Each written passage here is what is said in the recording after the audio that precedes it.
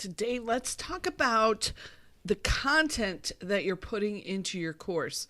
What kind of content is it, and what kind of content should it be for the best possible course for your students? So I've got some ideas for you. Let's jump in and get to it. Welcome to the Course Creators HQ podcast, helping you navigate the latest techniques for creating and marketing online courses. And now, here is your host, Julie Hood. Hello, welcome to episode 152. So excited to have you here.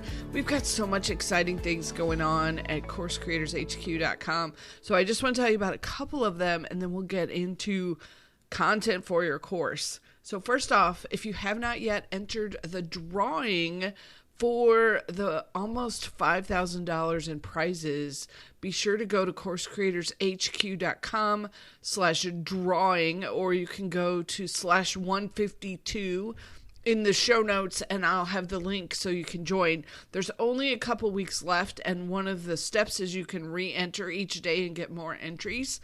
So make sure you go out today and go enter the drawing. Would love to have you, and maybe you'll be the winner of the prizes.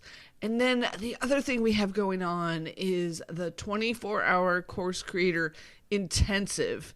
It is starting on July the 12th of 2023.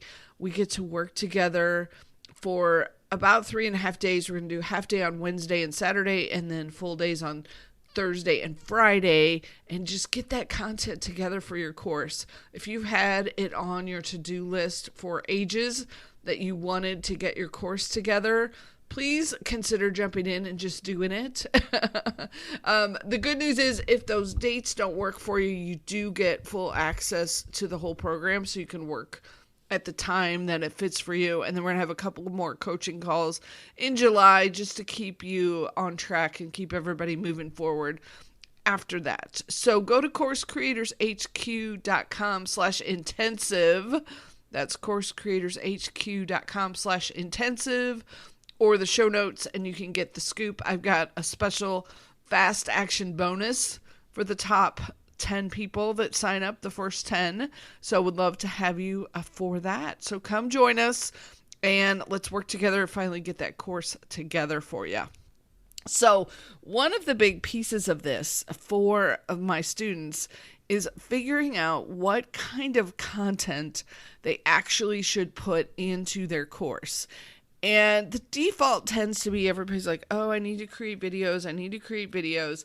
And I want to give you permission to acknowledge that videos may not necessarily be the right place for you to be playing, or may not necessarily need to be there for your specific course.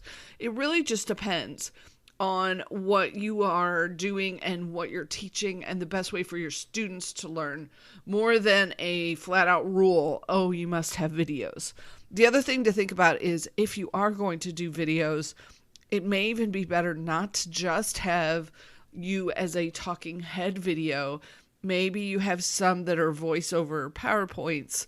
Maybe, depending on what you're doing, you have some kind of screen share where you're walking people through how to do things. Like I do that a lot with my course creators. I'm telling them where to click and what to do and go here and fill in this and click here, that kind of thing.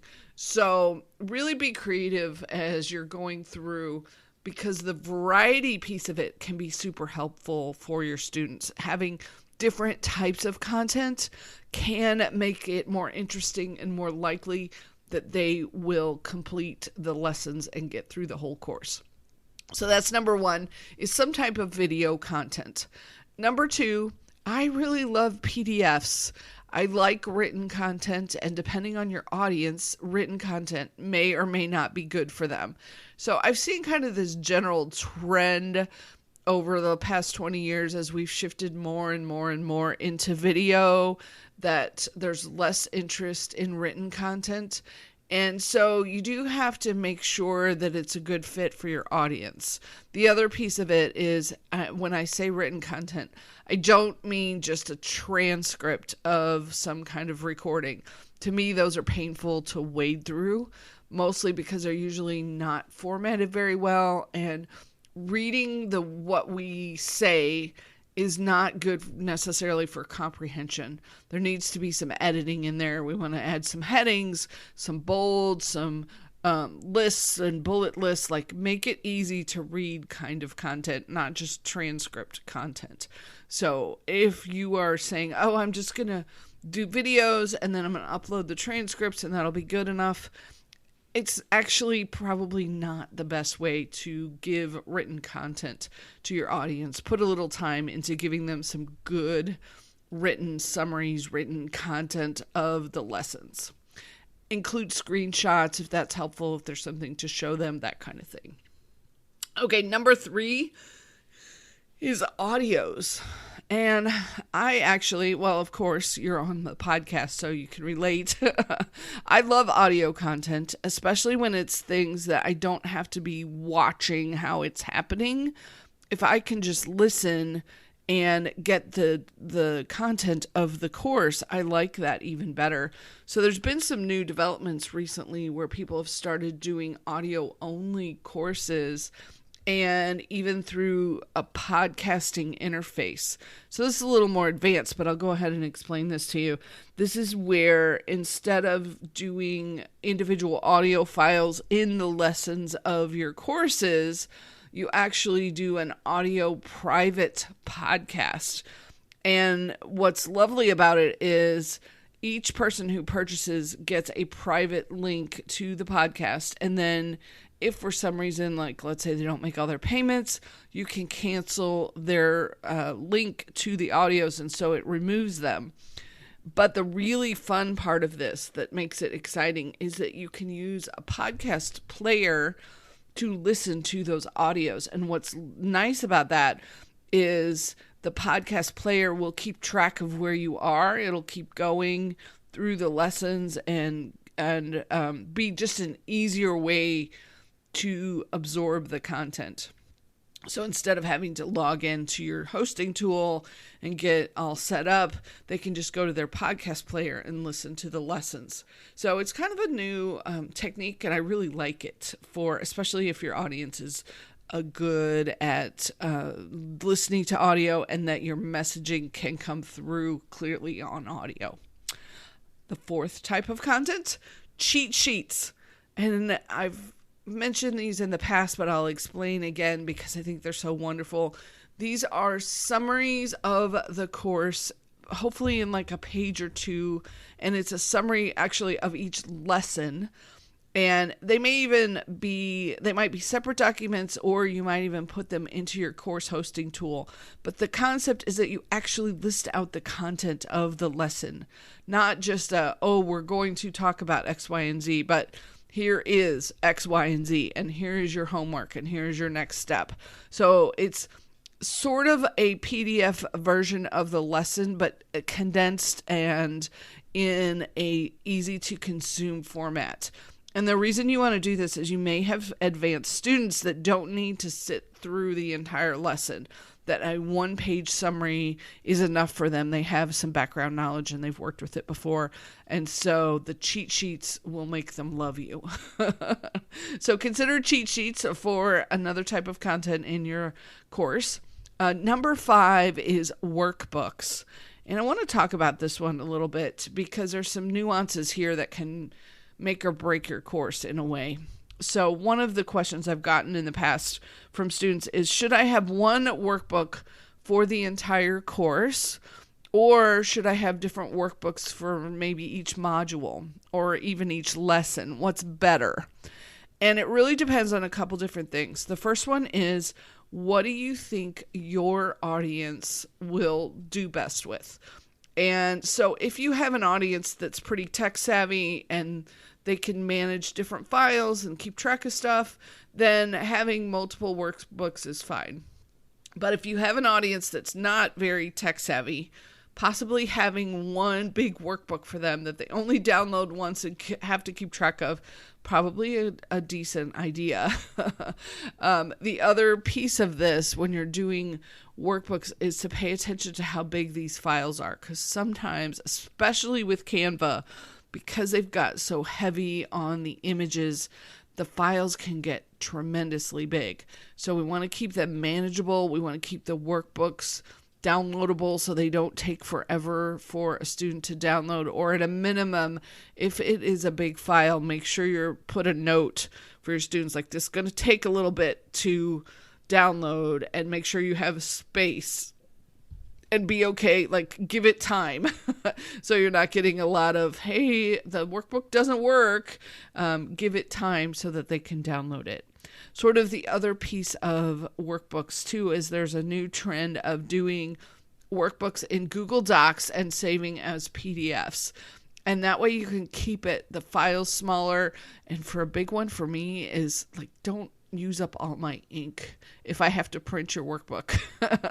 So when you just use, white and maybe just a few images here and there, you can do much better for your students. Okay, so that's workbooks. The next type, number 6, is checklists, which I love these, especially if you're teaching something that people are going to repeat, and a technique or steps to something.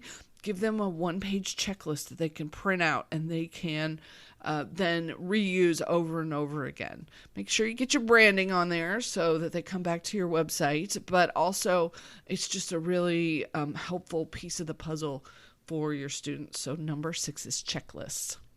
Number 7 is having some kind of message board or group or Facebook group or some way for your students to post and get answers and maybe even connect with each other.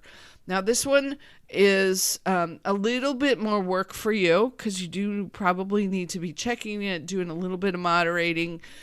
And sometimes I've set these up and the students don't even use them. So if you do decide to use some kind of message group, a couple different things. One, make sure you're charging enough. 2, make sure that you've given them, like, how long will they have access to that message group? And then also have a bit of a strategy for how you're going to get people in there. Maybe there's an early lesson that says, here's our Facebook group, here's where you can go to post questions and get connected with the other students, that kind of thing. You do have to add in a bit more. It's not just, oh yeah, we've got this Facebook group. You want to make it a little bit more of an experience and figure out how you're going to do that as the instructor. And then number 8 is one of my favorite types of content, and that's live coaching calls and then the replays. Because your students are going to get stuck. They're going to have questions. They're going to have things that they are trying to figure out. So add those in, charge for those. I want to make sure you're getting your time covered when you do them, but I do think it adds a lot to the way that you can connect with your students when they have that opportunity to get your questions answered and to get help from you. So the 8 different types of course content, let's review them briefly. Number 1 is videos, and that includes face-to-face videos, videos where you're talking over PowerPoints, videos where you're sharing your screen, videos from your phone, lots of options there.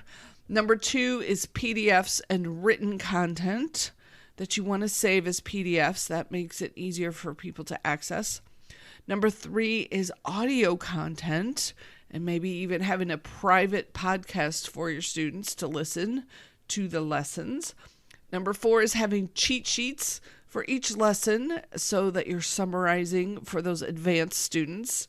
Number 5 is having a workbook or workbooks for each module, each lesson. Number 6 is checklists that they can reuse. Number 7 is some kind of message board. And then number 8 is live coaching calls and replays. So with those 8, it is a lot of material to keep up with, a lot of different files, that kind of thing.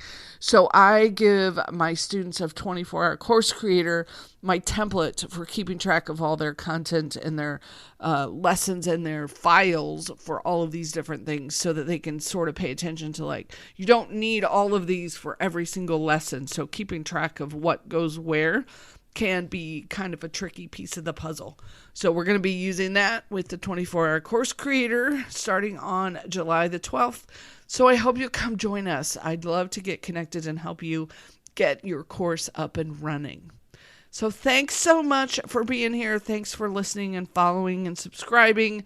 I really appreciate it, and do my little happy dance every time I see more downloads happening. I hope this was helpful, gave you a few things to think about, maybe some new content ideas that you can put into your next course. And we will talk to you next week on the next episode. Take care.